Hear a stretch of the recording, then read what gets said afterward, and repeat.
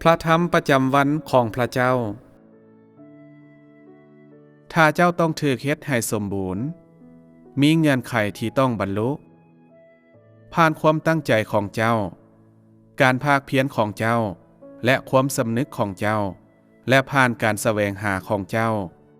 เจ้าจะสามารถมีประสบการณ์กับชีวิต และตอบสนองต่อเจตนาของพระเจ้า นี่คือทางเข้าของเจ้า และทุกสิ่งเหล่านี้แม่นสิ่งจำเป็นในเส้นทางสู่ความสมบูรณ์ ภารกิจแห่งการเฮ็ดให้สมบูรณ์แม่นสามารถปฏิบัติในทุกคน คนใดก็ตามที่แสวงหาพระเจ้าแม่นสามารถถือเฮ็ดให้สมบูรณ์และมีโอกาสและคุณสมบัติที่จะถือเฮ็ดให้สมบูรณ์บ่มีกฎระเบียบตายตัวในที่นี้บ่ว่าคนคนหนึ่งจะสามารถถือเฮ็ดให้สมบูรณ์ได้หรือบ่แม่นขึ้นกับสิ่งที่คนคนนั้นแสวงหาเป็นหลักคนที่ฮักความจริงและสามารถดำรงชีวิตตามความจริงแม่นสามารถถือเฮ็ดให้สมบูรณ์อย่างแน่นอนคนที่บ่ฮักความจริงแม่นบ่ได้รับการยกย่องจากพระเจ้าพวกเขาบ่มีชีวิตที่พระเจ้าต้องการและพวกเขาบ่สามารถถือเฮ็ดให้สมบูรณ์ได้ภารกิจแห่งการเฮ็ดให้สมบูรณ์แม่นเพียงแต่เพื่อเห็นแก่การรับเอาผู้คนและบ่แม่นส่วนหนึ่งในภารกิจของการสู้รบกับซาตานภารกิจแห่งการเอาชนะแม่นเพียงแต่เพื่อเห็นแก่การสู้รบกับซาตานซึ่งหมายความว่าจะใช้การเอาชนะมนุษย์เพื่อเฮ็ดให้ซาตานพ่ายแพ้ภารกิจแห่งการเอาชนะแม่นภารกิจหลักภารกิจใหม่ที่สุดภารกิจที่บ่เคยปฏิบัติในยุคใดมาก่อน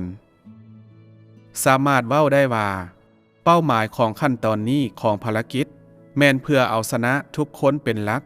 เพื่อเฮ็ดให้ซาตานพ่ายแพ้ภารกิจในการเฮ็ดให้ผู้คนสมบูรณ์นี่บ่แม่นภารกิจใหม่แกนแท้ของเป้าหมายในทุกภารกิจในระหว่างภารกิจของพระเจ้าที่อยู่ในเนื้อหนังคือการเอาชนะผู้คนนี่แม่นคือกับยุคแห่งพระคุณเมื่อภารกิจหลักแม่นการไถ่บาปมนุษยชาติทั้งปวงผ่านการถือขึงเทิงไม้กางแขนการรับเอาผู้คนเป็นสิ่งที่เพิ่มเติมจากภารกิจในเนื้อหนังและถูกปฏิบัติเพียงแต่หลังจากที่ถูกขึงเทิงไม้กางแขนเมื่อพระเยซูมาและปฏิบัติภารกิจของพระองค์เป้าหมายของพระองค์แม่นเพื่อใช้การถูกขึงเทิงไม้กางแขนของพระองค์เพื่อเอาชนะพันธนาการแห่งความตายและแดนมรณะเป็นหลักเพื่อเอาชนะอิทธิพลของซาตานนั่นก็คือเพื่อเฮ็ดให้ซาตานพ่ายแพ้เพียงแต่หลังจากที่พระเยซูถูกขึงเทิงไม้กางแขนเปโตรจึงเริ่มก้าวเดินเทื่อละบาทก้าวในเส้นทางสู่ความสมบูรณ์แน่นอนเปโตรแม่นหนึ่งในบรรดาผู้ติดตามพระเยซูในขณะที่พระเยซูกำลังปฏิบัติภารกิจแต่เราบ่ได้ถูกเฮ็ดให้สมบูรณ์ในระหว่างเวลานั้นกงกันข้าม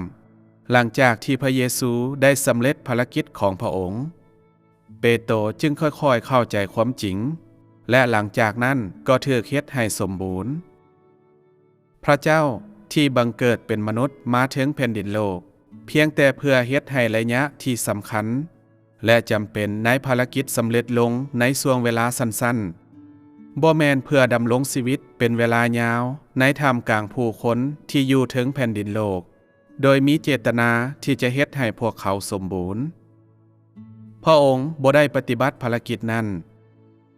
พระองค์บ่ได้รอท่าจนถึงเวลาที่มนุษย์ถูกเฮ็ดให้สมบูรณ์อย่างครบถ้วนเพื่อสิ้นสุดภารกิจของพระองค์นั่นบ่แม่นเป้าหมายและความหมายของการบังเกิดเป็นมนุษย์ของพระองค์พระองค์เพียงแต่มาเพื่อปฏิบัติภารกิจระยะสั้นเพื่อช่วยมนุษย์ชาติให้รอดพ้นบ่แม่นเพื่อปฏิบัติภารกิจระยะยาวหลายเพื่อเฮ็ดให้มนุษย์ชาติสมบูรณ์ภารกิจแห่งการช่วยมนุษย์ชาติให้รอดพ้นคือตัวแทนสามารถเริ่มต้นยุคใหม่มันสามารถสำเร็จได้ในช่วงเวลาสั้นๆแต่การเฮ็ดให้มนุษย์ชาติสมบูรณ์จำเป็นต้องได้นำมนุษย์ขึ้นมาสู่ระดับใดหนึ่ง ภารกิจดังกล่าวใช้เวลาดนมันเป็นภารกิจที่ต้องถูกเฮ็ดให้สำเร็จโดยพระวิญญาณของพระเจ้าแต่มันถูกปฏิบัติบนพื้นฐานของความจริงที่ถูกกล่าวระหว่างภารกิจในเนื้อหนังมันยังถูกปฏิบัติผ่านการที่พระองค์ยกอัครสาวกขึ้น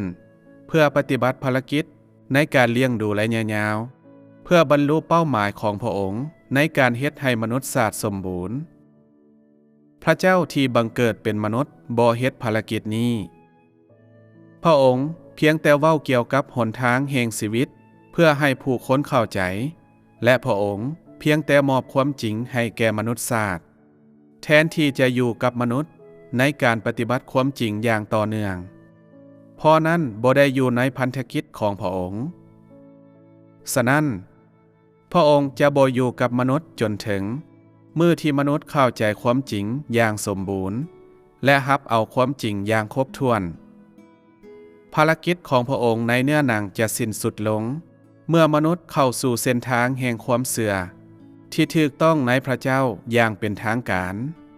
เมื่อมนุษย์ก้าวเข้าสู่เส้นทางที่ถูกต้องในการถูกเฮ็ดให้สมบูรณ์แบบแน่นอนนี่ยังเป็นเวลาที่พระองค์จะเอาชนะซาตานอย่างครบถ้วนและมีไสเหนือแผ่นดินโลกพระองค์บ่สนใจว่าในที่สุดแล้วมนุษย์ได้เข้าสู่ความจริงในเวลานั้นหรือบ่หรือพระองค์บ่สนใจว่าชีวิตของมนุษย์จะสูงส่งหรือต้อยต่ำบ่มีหยังในสิ่งนั้นจะเป็นสิ่งที่พระองค์ในเนื้อหนังควรจัดการ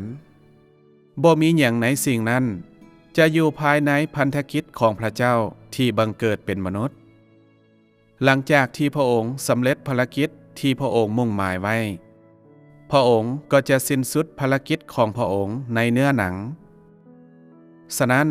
ภารกิจที่พระเจ้าที่บังเกิดเป็นมนุษย์ปฏิบัติเป็นเพียงภารกิจที่พระวิญญาณของพระเจ้า